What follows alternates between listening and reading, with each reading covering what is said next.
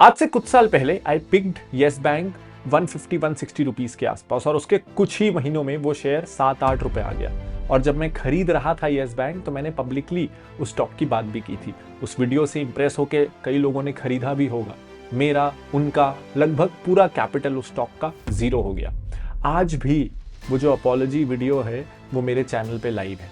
पर 5 साल हो गए, मैं आज क्यों बात कर रहा हूँ? बिकॉज उसने ना मुझे कुछ ऐसे लेसन्स सिखाए हैं उस मेरे बिगेस्ट ब्लंडर ने कि those lessons I think have helped me become a better investor. वो लेसन ना बहुत ही इनवैल्यूएबल है एंड आई रियलाइज्ड कि उस समय तो मैंने अपॉलॉजी मांग ली, लेकिन लॉन्ग टर्म में मैंने उससे क्या सीखा ये मैंने कभी शेयर ही नहीं किया। फ्लो में, काम में, दूसरे टॉपिक्स में इतना इंपॉर्टेंट लेसन, क्योंकि बहुत सारी किताबें, थ्योरी आपको वो नहीं सिखा सकती जो इतना बड़ा ब्लंडर प्रैक्टिकली आपको सिखाता है।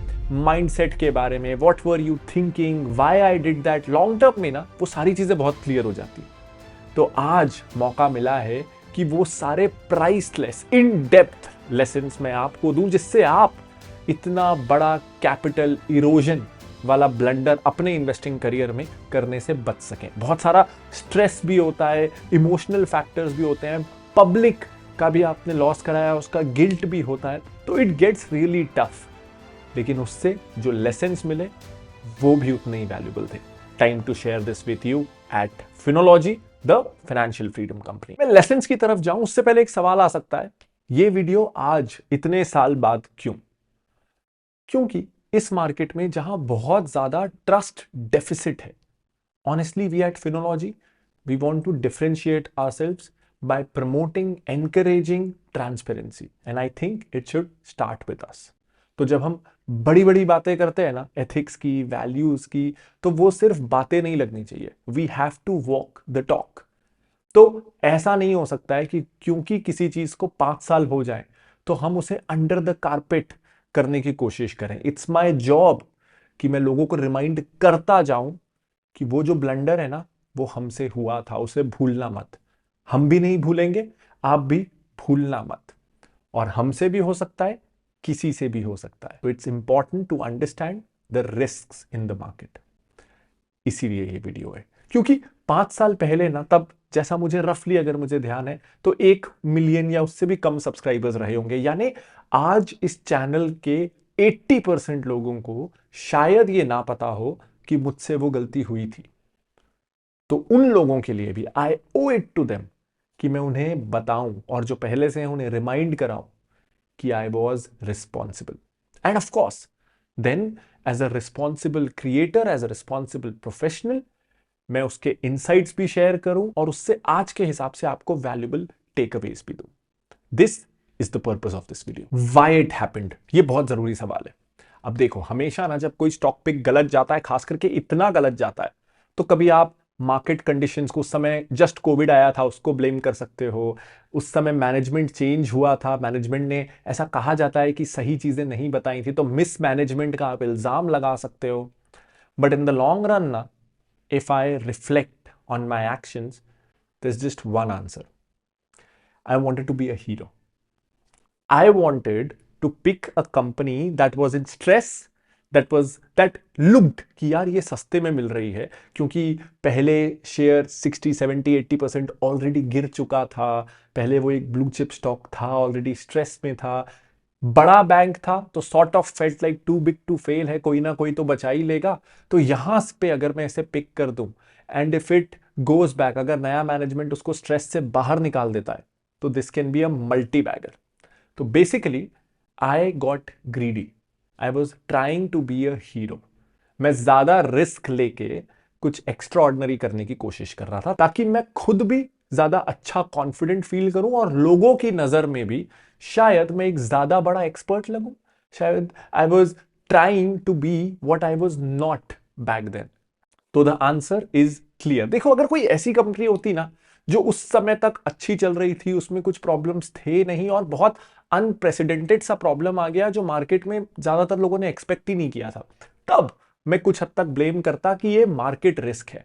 100 में से एक बार ऐसा मार्केट में होता रहता है और इसे लोग प्रिडिक्ट नहीं कर सकते। Then it would have been okay अगर मैं पार्शियली बियॉन्ड माय फैक्टर्स को ब्लेम करता। लेकिन जब आई पिक्ड येस बैंक, तब ऑलरेडी वो स्ट्रेस में था, इट वॉज नोन। इसीलिए the blame lies more on me, because as a professional I also understand कि ये आगे भी होता रहेगा। अभी फिनोलॉजी 30 में भी रिकमेंड स्टॉक्स, हर 12 दिन में एक नया स्टॉक्स। हमारी कोशिश है कि हम 30 क्वालिटी कंपनीज का पोर्टफोलियो इन्वेस्टर्स को दे सकें। वहां भी खराब स्टॉक्स आएंगे, आई एम श्योर, लेकिन दोज आर पार्डनेबल मुझे खुद के लिए भी, अगर वो अनप्रेसिडेंटेड थे, वो फोर्सिएबल नहीं थे। यस बैंक वाला केस ना फोर्सिएबल था, उसमें तो मोस्ट प्रोबेबली वही होना था। बट देखो, आई अंडरस्टैंड कि bad stocks are part and parcel of this game. For every Yes Bank we have had Bombay stock exchange, जिसको when we picked it was somewhere around 300 रुपए और आज 7,000 से ऊपर है। CDSL वी पिक्ड एट 200 के आसपास एंड आज 2,000 तक वो गया था। तो we have had great success as well, more than covers up for what happened at Yes Bank. लेकिन मेरा प्रॉब्लम क्या है पता है, and why it hurts personally, is because Yes Bank was avoidable. कई मिस्टेक्स ऐसी हुई हैं, आगे भी होंगी, जो अवॉइडेबल नहीं होती हैं, part and parcel of the game है। This was avoidable. Second important lesson, पहला था कि हीरो नहीं बनना है, अगर स्ट्रेस दिख रहा है तो स्ट्रेस से दूर रहो ना। Second important lesson, multibagger returns के लिए ना, जो अक्सर रिटेल इन्वेस्टर्स सोचते हैं कि मल्टी बैगर रिटर्न्स आपको तब मिलेंगे, 100 बैगर 50 बैगर, अगर आप पेनी स्टॉक्स में इन्वेस्ट करोगे। वो आपको रिटर्न्स तब मिलेंगे अगर आप कॉन्ट्रेरियन बेट्स लोगे, मरी पिटी इंडस्ट्रीज में इन्वेस्ट करोगे, डिस्ट्रेस्ड प्रॉब्लम वाली कंपनियों में इन्वेस्ट करोगे और वहां टर्न अराउंड हो जाए तो मल्टी बैगर रिटर्न्स होंगे। टिक विद कंसिस्टेंट कंपाउंडर्स, जिसमें एटलीस्ट कोई ब्लेटेंट बड़ा प्रॉब्लम ना हो। You will still and up picking companies जिसमें बाद में प्रॉब्लम आ जाए, लेकिन पहले से दिख रही है तो सामने से कुएं में मत कूदो। This is a very important lesson. You must remember, multi beggars ना सामने से पिक नहीं किए जाते। मल्टी बैगर्स अपने आप, जब आप बहुत सारे से 25-30, फिनोलॉजी 30 में इसलिए तो 30 स्टॉक्स है ना, ताकि हमारे पोर्टफोलियो को इनफ अपॉर्चुनिटी मिले कि उसमें से कुछ मल्टी बैगर्स हो जाएं। बिकॉज एग्जैक्टली पिन पॉइंट कर पाना कि इन 30 में से यही स्टॉक मल्टी बैगर होगा, ऑलमोस्ट इंपॉसिबल होता है। So our job is to create a wide basket of really good stocks, जिसमें से कुछ अपने आप अच्छा कर जाएंगे। आवर सेकेंड जॉब इज कि आप क्वालिटी अच्छे सेफ कंपनियां तो पिक करो ही। सेकेंड जॉब इज कि आप खुद को ना ब्लंडर्स से बचा लो, यस बैंक जैसे ब्लंडर्स मिनिमाइज कर लो। बिकॉज मार्केट ही 14% से ग्रो कर रहा है और इंडेक्स में हर तरह की कंपनियां हैं, अच्छी बुरी, यानी 14% का रिटर्न इंडेक्स देता है विथ ब्लंडर्स। अगर आप उसमें से सिर्फ ब्लंडर्स हटा दो तो आपका रिटर्न 2-4% ज्यादा हो सकता है। तो हीरो बनने की, स्पेक्यूलेट करने की जरूरत नहीं है खुद को ये दिखाने के लिए कि हम मार्केट से बहुत बेटर परफॉर्म कर सकते हैं।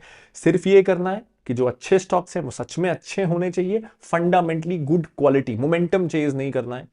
और हो सके ना तो जो वर्स्ट स्टॉक्स हैं उस बास्केट के, उस इंडेक्स के, उसमें से कुछ को एलिमिनेट कर दो and you will and up really well. देखो, बहुत सारा ब्लेम मैंने ले लिया है, अब एक ब्लेम ना थोड़ा आपको भी तो दे दूं। सारी गलती मेरी ही है क्या? थोड़ी बहुत गलतियां आप भी कर लेते हो। जैसे एक, मैं कितना ही समझाऊं, नहीं समझते लोग, बहुत पंगे होते हैं इसमें कि भाई किसी एक स्टॉक में 8-10% से ज्यादा इन्वेस्ट मत करो। 1 लाख का पोर्टफोलियो है, 5,000 रुपए आप एक स्टॉक में डाले, वो गिर गया, आप सोचते हो एवरेज कर लेता हूं, 5,000 और डाल देते हो, 10,000 हो गया। और गिरता है, आप 10,000 और डाल देते हो, 20,000 हो गया। एक सिंपल सा एग्जाम्पल नहीं समझते कि अगर कुछ ऐसे पेड़ हैं जो फल दे रहे हैं और कुछ ऐसे पेड़ हैं जो फल नहीं दे रहे हैं, अगर बहुत समय हमने इंतजार कर लिया तो जो पेड़ हमें फल नहीं दे रहा है, हम उसी पे खाद, उसी की सेवा क्यों करते रहेंगे? और उस पेड़ को काट के जो अच्छे रिटर्न्स दे रहा है, तो हम प्रॉफिटेबल स्टॉक्स बेच के अपने लॉस मेकिंग स्टॉक्स को एवरेज आउट करते जाते हैं। ये एक बहुत बड़ा प्रॉब्लम है। यस बैंक के केस में भी ये हुआ। मैंने ये क्लियरली बताया था कि मैं अपने पोर्टफोलियो का 1-2% इस स्टॉक में डाल रहा हूं बिकॉज इट्स हाईली स्पेक्यूलेटिव। लेकिन जब कमेंट्स आए तो ऐसे आए कि आपका वीडियो देख के हमने हमारे सारे पैसे उस स्टॉक में डाल दिए थे। तो स्टॉक पिक वाज रॉन्ग, लेकिन बहुत सारे लोगों का बहुत सारा लॉस हुआ बिकॉज उन्होंने एसेट एलोकेशन डिसिप्लिन का ध्यान नहीं रखा। फिनोलॉजी 30 में 30 स्टॉक्स हैं, तो किसी एक स्टॉक में रफली सारे इक्वी वेटेड हम कहते हैं, तो किसी एक स्टॉक में 3-4% से ज्यादा पैसा नहीं लगना चाहिए। लेकिन आई एम श्योर हम कॉन्स्टेंटली ये रिमाइंड करते रहते हैं हमारे क्लाइंट्स को, लेकिन आई एम श्योर कभी ना कभी ऐसा होगा कि कोई स्टॉक अच्छा नहीं कर रहा होगा एंड वील हैव समवन जो उसमें 10% 15% एलोकेशन ले चुका होगा। आवर जॉब इज कि कॉन्स्टेंटली टू रिमाइंड देम कि ऐसा मत करिए, एसेट एलोकेशन ऐसे करिए। बट हमें ये समझने की जरूरत है, लॉस मेकिंग स्टॉक्स में एंडलेसली एवरेज नहीं करना है। Only then your winners will give you good returns and the losers will not make you lose your hard earned capital. ये ध्यान रखना पड़ेगा हमें। यस बैंक के बाद वी हैड अनदर पॉलिसी जिसपे हम स्टिक हमेशा करने वाले हैं, और वो ये कि whenever we sell a stock with big losses हम उसे पब्लिकली डिस्क्लोज करेंगे। होता ना इंडस्ट्री में इसका उल्टा है, अगर कोई स्टॉक बहुत अच्छा चला ना तो लोग उसको तो डेफिनेटली पब्लिक में बताते हैं, लेकिन लॉस हुआ ना तो सब्सक्राइबर को ईमेल मैसेज करके चुपके चुपके से निकलने की कोशिश करते हैं। वी थिंक इसका उल्टा होना चाहिए। अगर बहुत बड़ा लॉस हो जाए ना, आके पब्लिक को बताओ कि क्या गलतियां हुई, ट्रांसपेरेंटली बताओ क्यों हुई and what have you learned, आपके प्रोसेसेस बेटर कैसे हुए। विंस अब बताओ ना बताओ is optional. Losses I think in the long term transparency and long term ethics बताने ही चाहिए। So we will stick to that policy. And lastly, इससे what have we learned and what are we implementing at Finology 30 in our stock picking process? One, we stay away from distressed companies. We think Bharat में 5,000 कंपनियां हैं जिसमें ample opportunities हैं कि हम comparatively safer कंपनियों को चुने और उनसे भी उतने ही रिटर्न्स कमा सकें, लेकिन with higher probability and less uncertainty। More consistent compounding companies हैं जिनसे हम आउटस्टैंडिंग रिटर्न्स कमा सकें with lesser risk, more consistency, less uncertainty and volatility. Investors पैसा बनाए लेकिन वो पैसे बनाने की जर्नी में उन्हें 10 बार हार्ट अटैक आ जाए, we don't want that approach. अब व्हेन आई से सेफ तो बहुत बार असम्पशन ये आता है और ये बताना जरूरी है, क्योंकि ऐसा ना हो कि कोई ऐसा सब्सक्राइबर आए जो ये सोच के इन्वेस्ट करे कि मतलब इन्होंने सेफ कहा है मतलब बहुत लार्ज कैप कंपनीज होंगी। I would say it will be a mix, क्योंकि सेफ्टी सिर्फ लार्ज कैप में नहीं होती। इनफैक्ट अगर आप पिछले 40-50 सालों में देखोगे तो हार्डली कुछ कंपनियां इंडेक्स में बची हैं। तो सेंसेक्स निफ्टी वाली जो बिगेस्ट अपेरेंटली सेफेस्ट कंपनियां हैं वो भी इंडेक्स से बाहर होती हैं, कई बार बैंकरप्ट होती हैं। साइज का मतलब safety not necessarily. We are happy investing in a small cap or a mid cap if their financial position is healthy, their business model is solid and management pedigree is unmatched. तो हम size में नहीं systems में safety ढूंढ रहे हैं। If all this sounds like you would want to become a part of Finology 30 तो उसका लिंक वीडियो के डिस्क्रिप्शन में और ऊपर कार्ड में है। एक सवाल इसमें और आ सकता है कि give us your past performance, कितने रिटर्न्स आए, लेकिन यहां पे एक रेगुलेटरी हर्डल है। रेगुलेशंस अलाउ नहीं करते किसी भी इन्वेस्टमेंट एडवाइजर को या रिसर्च एनालिस्ट को कि वो अपने रिकमेंडेशंस का परफॉर्मेंस डिस्क्लोज करे, क्योंकि इसे कंसिडर किया जाता है लर्निंग या tempting investors based on past performance. ये थोड़ा अजीब है, तो सेबी इसका एक सॉल्यूशन लेके आया है। वो परफॉर्मेंस इवैल्यूएशन एजेंसीज का स्ट्रक्चर लेके आया है। कुछ ही महीनों में this will be finalized and then आप उन एजेंसीज के पास जाके अपना परफॉर्मेंस ऑडिट करके पब्लिक के सामने ला सकते हो। अभी अपनी मर्जी से अपने इंटरनल ऑडिट या अपने सीए से ऑडिट करा के आप ले आओ, दिस इज नॉट अलाउड। तो आज की स्थिति में परफॉर्मेंस, पास्ट परफॉर्मेंस के बेसिस पे कस्टमर्स को लर्न करना इज नॉट अलाउड, इसलिए we can't do it unfortunately. But जैसे ही performance evaluation agencies become active, trust me, we would love to do it. We are all in for transparency and we can't wait कि हम अपने returns आपसे disclose करें। I'm sure that will be good for our business. उम्मीद करता हूं ये video आपको पसंद आया होगा, आप इससे कुछ सीख पाए होंगे एंड हमने जो गलतियां की हैं आप उसको अवॉइड करके एक बेहतर इन्वेस्टर बन सकेंगे। If this video was useful please इस चैनल को सब्सक्राइब कर दीजिएगा। अगर आप ऑलरेडी सब्सक्राइब कर चुके हैं तो इस वीडियो को एक थम्स अप दे दीजिएगा। इस वीडियो में आपको क्या अच्छा लगा, क्या बुरा लगा, वो कमेंट करके मुझे बता दीजिएगा। It helps me refine my content and make it more valuable for you. और आप चाहें तो आउट ऑफ 10 में स्कोर भी दे सकते हैं। अगर 8 से कम का स्कोर दे रहे हैं तो प्लीज रीजन भी बता दीजिएगा। इफ यू थिंक इस वीडियो में मैंने जो बताया है वो सुन के, देख के किसी और की भी हेल्प हो जाएगी तो अपने फ्रेंड्स और फैमिली में आप शेयर भी कर सकते हैं। This is Pranjal Kamra signing off. I'll come back soon with Finology, the financial freedom company. Bye bye.